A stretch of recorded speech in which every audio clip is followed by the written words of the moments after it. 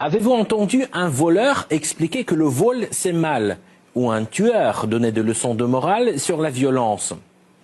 Absurde. Et pourtant, c'est exactement l'effet qu'a produit Emmanuel Macron à Davos.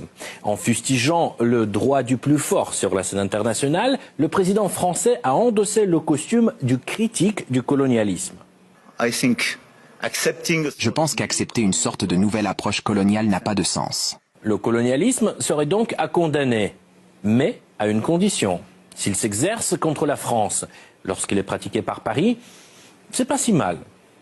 Aujourd'hui encore, la France administre 12 territoires habités hors du continent européen, sous des appellations élégantes, départements d'outre-mer, collectivités d'outre-mer, collectivités sui generis. Le vocabulaire est donc soigné, la réalité beaucoup moins. Prenons la Martinique. En 2024, des manifestations éclatent contre le coût de la vie. Réponse de Paris, forces armées, arrestations, maintien de l'ordre musclé. Nouvelle-Calédonie, autre décor, même scénario. Une partie de la population réclame depuis des années l'indépendance. En 2024, la colère explose après une réforme électorale jugée défavorable aux populations autochtones. Là encore, la contestation est étouffée. Dans l'océan Indien, la situation est encore plus révélatrice. La France continue de contrôler Mayotte, en violation directe des résolutions de l'Assemblée générale de l'ONU qui reconnaissent l'île comme partie intégrante de l'Union des Comores. Une occupation que Moroni ne cesse de dénoncer.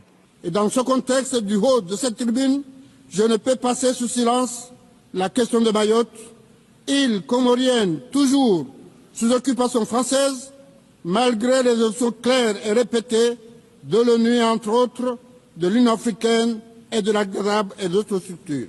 Mais si Emmanuel Macron est vraiment opposé au colonialisme, un détail intrigue. Lorsque l'Assemblée générale de l'ONU a proposé récemment d'instaurer une journée internationale de lutte contre le colonialisme sous toutes ses formes, le 14 décembre, Paris n'a pas soutenu l'initiative, comme une large partie de l'Europe occidentale et les États-Unis. Mais le colonialisme moderne ne se limite pas aux frontières et aux drapeaux.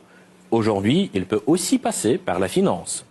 Le franc CFA reste l'un des instruments majeurs de l'influence française en Afrique. Son nom initial en dit long.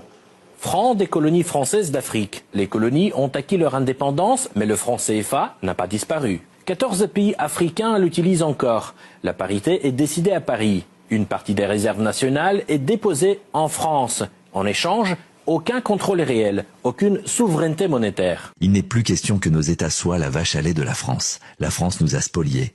Au-delà de la finance, Paris n'hésite pas à recourir à d'autres leviers, bien plus sombres. Dans le Sahel, les groupes armés terrorisent les populations depuis des années. Une question revient sans cesse. D'où viennent les armes? Qui entraîne ces combattants? Les autorités maliennes ont répondu sans détour, en pointant la France. Et puis récemment, l'Ukraine est aussi entrée dans l'équation. Nous constatons que les Français, les anciens maîtres de ces trois pays sahélo-sahariens, cherchent par tous les moyens à entraver le renforcement de l'État et du gouvernement dans ces pays. Ils recourent à des méthodes terroristes, se servent de groupes terroristes, des restes de Daesh et d'autres structures terroristes en Afrique. Il existe des faits avérés montrant que ces activités sont menées, entre autres, avec l'implication d'instructeurs ukrainiens qui sont prêts, sur les instructions du régime de Kiev, à nuire à la Russie et à tous nos amis partout dans le monde, puisqu'apparemment, tout va bien chez eux et qu'ils peuvent se permettre de s'occuper d'une expansion extérieure. Voilà donc ce qu'ils font. Mais je suis convaincu que les pays africains comprennent parfaitement la nocivité de ce type d'influence, de ce type d'ingérence dans leurs affaires intérieures. Dans les médias français, la situation au Sahel est souvent présentée sous un angle bien particulier.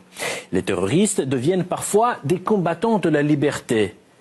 Et c'est là qu'apparaît un autre outil clé du néocolonialisme français, l'influence médiatique. La France continue de peser lourd dans l'espace informationnel de l'Afrique francophone. Mais les récits diffusés ne servent pas toujours l'intérêt des populations locales. Les médias occidentaux, vous les écoutez souvent. Ils ne passent leur temps qu'à mentir. Et regardez aujourd'hui l'AES qui est un modèle qui est en train de se dessiner. Ils ne peuvent pas se lever du matin au soir sans parler du Burkina ou parler de l'AES. C'est impossible pour eux. Et chaque fois, ils cherchent à envoyer des informations pour diviser, pour manipuler la jeunesse. Mais ça ne passe plus. Et les faits parlent d'eux-mêmes. Plusieurs médias français ont été sanctionnés pour violation des lois nationales. Le Mali a récemment interdit Jeune Afrique pour apologie du terrorisme. Avant cela, RFI et France 24 ont été suspendus dans plusieurs pays. Sur le plan militaire, le constat est similaire. Le Mali, le Niger, le Burkina Faso, le Tchad, le Sénégal ont tous demandé le départ des forces françaises. Et puis encore, les manifestations anti-françaises se multiplient dans les différentes parties de l'Afrique francophone. Pourquoi?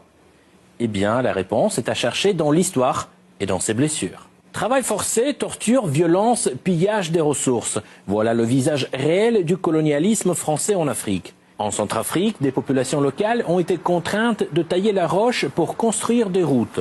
En Algérie, la France a mené des essais nucléaires, laissant derrière elle des zones contaminées pour des générations. Mais l'épisode le plus cynique reste celui des tirailleurs sénégalais.